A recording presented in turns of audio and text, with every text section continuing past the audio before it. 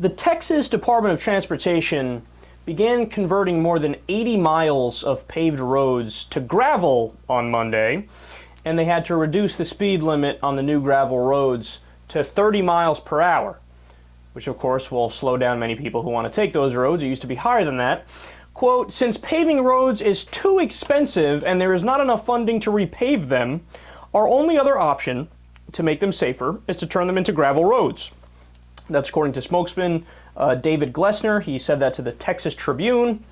Now, Texas has actually approved a certain amount of money for road repair, but that amount was not enough, and the upkeep for that is even more expensive, and it's continuous on a year-by-year basis. But here's the part of the story that gets me. Now, I already think it's rather ridiculous that in the United States of America, we can't muster up tax dollars, whether it be at a local level, a state level, or a federal level, to pave the fucking roads, right? But okay, maybe there can be some justification for it in some places in the United States, specifically if it's very rural and maybe the people vote on it in a referendum and say, we would like to not have paved roads. But listen to this, here's where I get angry.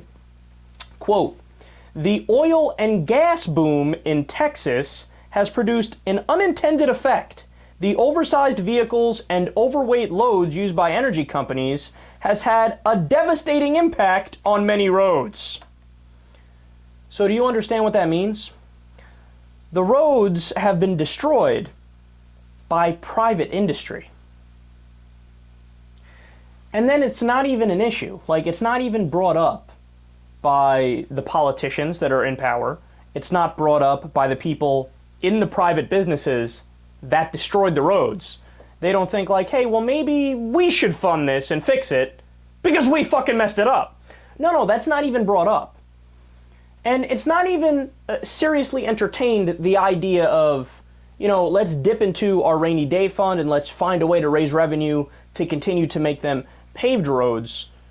So the private businesses that screwed them up, off the hook. They get to ruin the roads all day long, but when it comes time to fix them, they're gone. They're nowhere to be found. The taxpayers themselves also, they shouldn't have to foot the bill, but they don't have the money anyway, even if they dip into the rainy day fund.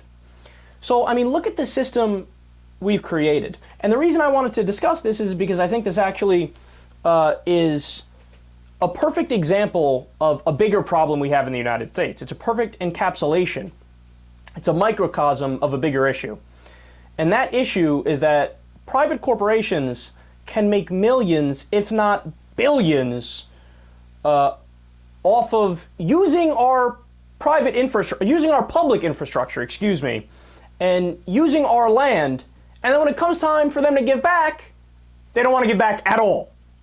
Look, let me give you another example. So, did you know in the United States, whenever they open up land for more oil drilling or natural gas drilling, the government just gives them the land, just gives the private corporations the land.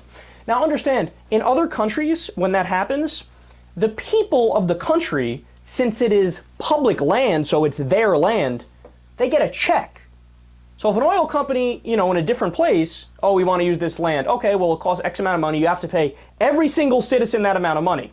Now, funny enough, the one place where they actually did that in the U.S. was at the state level in Alaska. Believe it or not, Sarah Palin actually got that deal from the oil companies. It's the most socialistic thing you could do, ironic.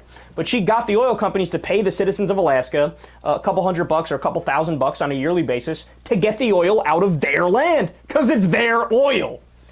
But in the rest of the U.S., the federal government looks at ExxonMobil and BP and Chevron and goes, yeah, go ahead, take it. We don't care. Don't pay us anything. Don't give a check to the American people. Fuck them. Just take it. Oh, that's incredible, man.